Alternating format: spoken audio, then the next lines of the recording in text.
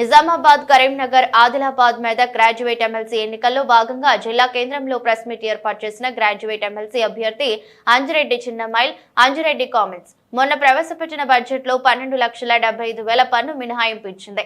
60 సంవత్సరాల కాలంలో యువకులను కాంగ్రెస్ పార్టీ మోసం చేసింది. కాంగ్రెస్ ప్రభుత్వం 2 లక్షల ఉద్యోగాలు కల్పించిన తర్వాత ఓటు అడగాలి. కాంగ్రెస్ ప్రభుత్వం గత ఎన్నికల్లో ఇచ్చిన హామీలను నెరవేర్చి ఓటు అడగాలి. ఫీజు రియంబర్స్మెంట్ ఇప్పించిన తర్వాత కాంగ్రెస్ అభ్యర్థి ఓట్లు అడగాలి. కాంగ్రెస్ పార్టీ అభ్యర్థిగా ఉన్న విద్యా సంస్థలు, విద్యార్థులు చాలా ఇబ్బంది పడుతున్నారు. వారి కనీస వసతులు కూడా లేవు. దేశమంతా బీజేపీ వైపు ప్రజలు చూస్తున్నారు. బీజేపీని గెలిపిస్తే మెడలు కాంగ్రెస్ ప్రభుత్వం మెడలు వంచి పని చేపిస్తాం. బీజేపీ ప్రభుత్వం ఏర్పడిన 2014 నుండి ఇప్పటి వరకు 18 కోట్ల ఉద్యోగాలు కల్పించాం.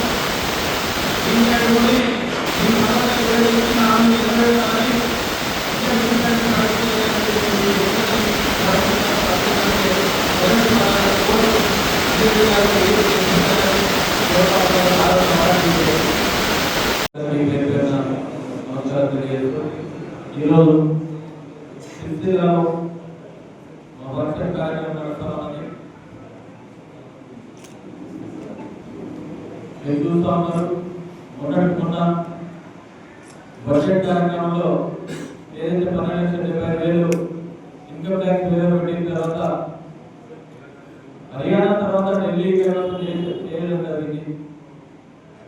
ఇదే కాంగ్రెస్ పార్టీ 100 సంవత్సరాల పార్టీ కాదు పార్టీకి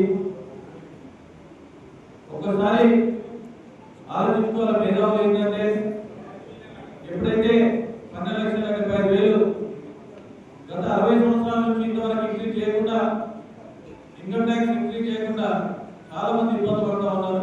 ఉద్యోగుల విషయంలో తీసుకున్నా, వ్యాపారాల విషయంలో తీసుకున్నా ఎంత వెసులుబాటు అంటే చాలా వెసులుబాటు ప్రతి ఒక్కరికి ముందు నుంచి అర్థమైంది. ఎందుకంటే ఒక చిన్న వ్యాపారం చేయాలన్నా, లోన్ తీసుకోవాలన్నా కానీ ఇన్కమ్ ట్యాక్స్ వేరే ఏదైతే 12,75,000 ఉందో వాళ్ళందరికీ వ్యవస్థని మినిమం 1 కోటి రూపాయల దాకా లోన్ కూడా రావడం జరుగుతుంది. అదేవిధంగా యువకులను మోసం చేసిన కాంగ్రెస్ పార్టీ 2 లక్షల ఉద్యోగాలు ఇస్తానని జాబ్ క్యాలెండర్ రిలీజ్ చేస్తానని జూన్ 2 నుండి సెప్టెంబర్ 17 వరకు 2 లక్షలు మేము ఫుల్ఫిల్ చేస్తాం మాటించారు. గత ప్రభుత్వం ఏదైతే ఉందో ఆ ప్రభుత్వం ఇచ్చిన నోటిఫికేషన్ లో ఫిల్అప్ చేసుకుంటే జరుగుతూ ఉన్నది. యువకు పుట్టిన పిల్ల నాకు పుట్టినని చెప్తున్నారు. మేము డిమాండ్ చేస్తా ఉన్నాం, మీరు ఇచ్చిన కమిట్మెంట్ 2 లక్షల ఉద్యోగాలు ఇచ్చిన తర్వాతనే ఓటు అడగాలి. అదేవిధంగా నిరుద్యోగ వృత్తి 56,000 అకౌంట్లో వేసిన తర్వాతనే ఓటు అడగాలి. అదేవిధంగా యువ వికాస్ అని చెప్పి స్కూటీలు ఇస్తున్నారు, స్కూటీలు ఇచ్చిన తర్వాతనే ఓటు అడగాలి. ల్యాప్టాప్లు ఇస్తున్నారు, ల్యాప్టాప్లు ఇచ్చిన తర్వాతనే ఓటు అడగాలి. ఉద్యోగాల విషయాలు తీసుకుంటే డిఏలు 5 పెండింగ్ ఉన్నాయి. డిఏలు 5 ఇచ్చిన తర్వాత మీరు ఓటు అడగాలి. ఎవరైతే రిటైర్మెంట్ ఉన్నారో రిటైర్మెంట్ బెనిఫిట్ 8,000 మంది ఉన్నారు, వాళ్ళకి రిటైర్మెంట్ బెనిఫిట్ ఇచ్చిన తర్వాత ఓటు అడగాలని తెలియజేస్తున్నాం. రైతుల విషయంలో తీసుకుంటే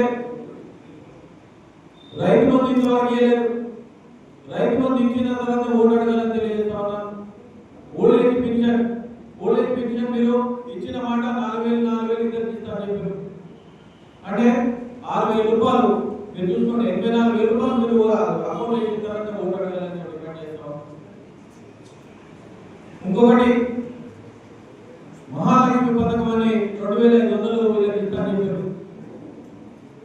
ఇప్పటి వరకు వాళ్ళకి 40,000 అకౌంట్లో ఇచ్చిన తర్వాత ఓటు అడగాలని డిమాండ్ చేస్తాం.